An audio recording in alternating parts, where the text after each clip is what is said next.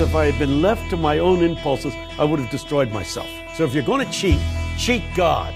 God can handle it. Your family can't. I think it's amazing that he's already told us what he's going to say at judgment. Yep. When you begin to see that God is there in that hurting person, it changes everything.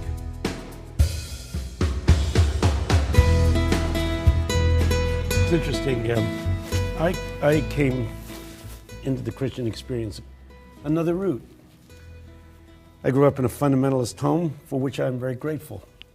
As a young kid growing up, here were all these things going on around me in a tough inner city. The sex, the messes in school, all these pressures. And what fundamentalism did for me is gave me a set of rules and regulations. Unthought out, never took any time to think them through to see whether or not they made any sense. They told me I shouldn't smoke, so I didn't smoke. I shouldn't drink booze, so I didn't do it. I shouldn't go to see movies, so I didn't do it. And these were the rules. And you know, I'm grateful for the rules because they kept me from messing up my life. I wasn't old enough when I had those rules laid on me to resolve an ethic for myself. And I had this church telling me what I should do and what I shouldn't do. And I'm so glad they did, because if I had been left to my own impulses, I would have destroyed myself. But the church said, don't. Now, I moved beyond that, as you obviously did. I moved beyond that. But I grew up liking my fundamentalist upbringing. I mean, I really liked it. Me too. I'm not there anymore, but I liked it. I like what they did for me. They put restraints, parameters on my behavior, and kept me from messing up my life. So that has to be said. And they made us memorize the word. Yes, that was the other thing when we were talking about biblical illiteracy. I mean, I heard Christian educators really make fun of Bible drills. That's what got me to do it, man. Wasn't it fun? Yeah, I knew where things were in the Bible, and they had these contests, and you would go to summer camp. The kid that memorized the most verses would go to summer camp. And I came from a poor, because I was telling the students over here, back when I was growing up, everybody was poor. You ever hear somebody say, when I grew up, I came from a very poor family. You don't know what it was like in the 1930s and 40s. Everybody was poor, you know. And man, I grew up and they said if I memorized the most Bible verses, I would go to summer camp for 2 weeks. Man, I memorized and memorized and memorized. Thank God. My wife till this day will say, where do you find such and such a verse? I can tell her. Very rarely. I missed one this morning. But very rarely. I can tell. So I'm grateful for all of that. Me too. When I came to the awareness of sin, you came to it and seeing it in terms of shame. To me, and this is why I'm a sociologist, I became very focused somewhere along the line about 17 or 18 on interpersonal relationships and how they were affecting me and how they were affecting other people.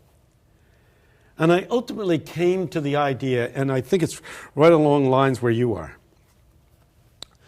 that sin wasn't anything that God couldn't handle. I figured, God can handle it. Charles Stanley has this wonderful talk that he gives for people going into ministry. If you're going to ministry, you're going to have to cheat.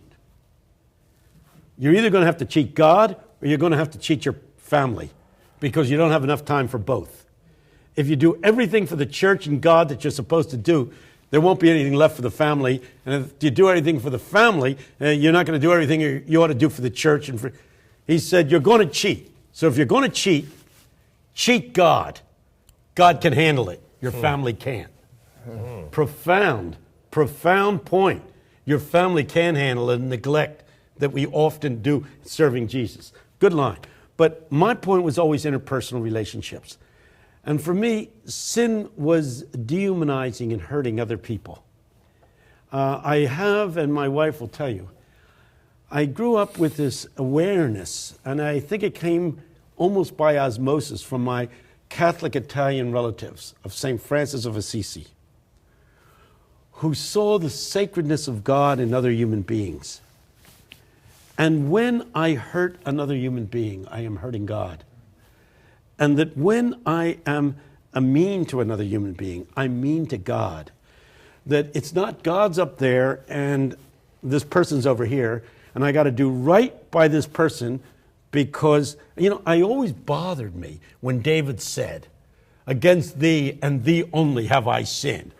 You got to be kidding. You just saw you just messed up a married woman and killed her husband, and you're saying, but you're the only one I offended. Well, I got to take issue with that one. Yeah.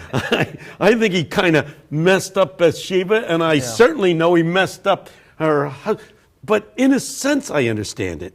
If I believe that God is a sacred presence in every human being, then when I mess up Bathsheba, then when I mess up her husband, I am messing up God because I am relating to the sacredness of the other. So all of my spirituality does not come, and I think it was brilliantly stated, because what we have here is the fact that God, the Spirit bloweth where it listeth, and you cannot say from whence it comes and where it goes.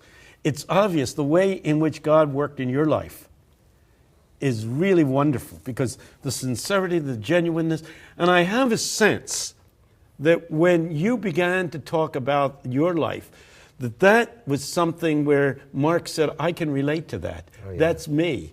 That's exactly how I feel. And that concept of shame, I feel that way as well. Shame was never my problem. I grew up, and I should have, because I grew up in a family that, my church told me that sex was a dirty, filthy thing, and I should save it for the person I married. But shame was not my problem. Yeah, that is funny, but isn't that the way you grew up? Yeah. Be the dirty, filthy thing. Save it for the wife. Yeah, you can use that in one of your That's riffs. Funny. Yeah, sex is a dirty, filthy thing, and you should save it for the person you married. I'll let you keep that one. Yeah, but let me just say, it's interpersonal relationships that become the essence of my theology. And when you say that theology is important, you're absolutely right. My point would have been that I think we're theologizing over minor things, and we have not developed theologies about other things. We don't have a sufficient theology about interaction with people, about human relationships, about how we treat people, how we treat Muslims, how we treat gays, how we treat people that are different than we are. This whole thing about, in the earlier sessions we had with the students, there's a big question, how should we relate to gays? My answer is, as you would relate to Jesus. That the same Christ that died on the cross for you confronts you in this person. And if you hurt this person, you are hurting Jesus. If you are spitting on this person and humiliating this person, which the evangelical church is doing day in and day out, you are bringing pain into the life of Jesus.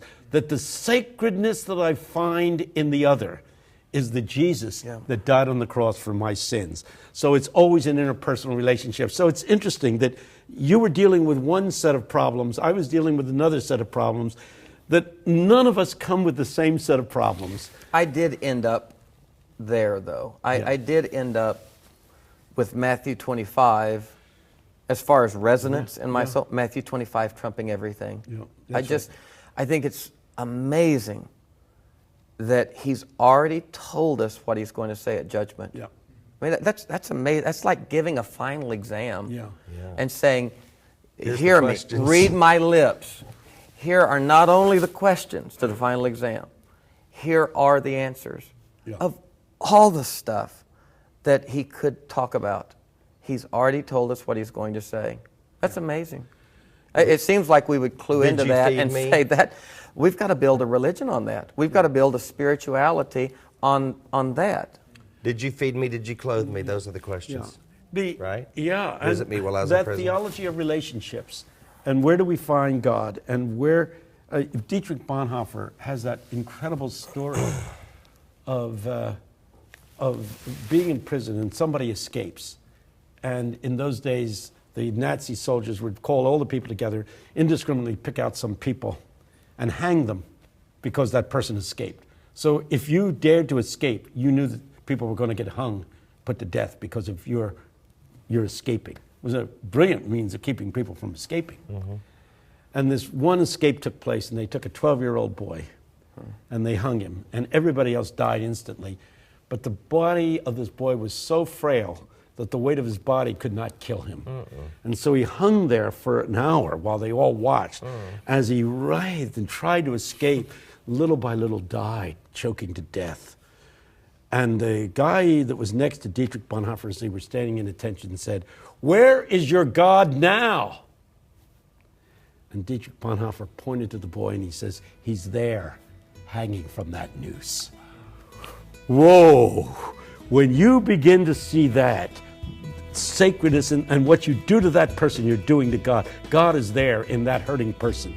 It changes everything.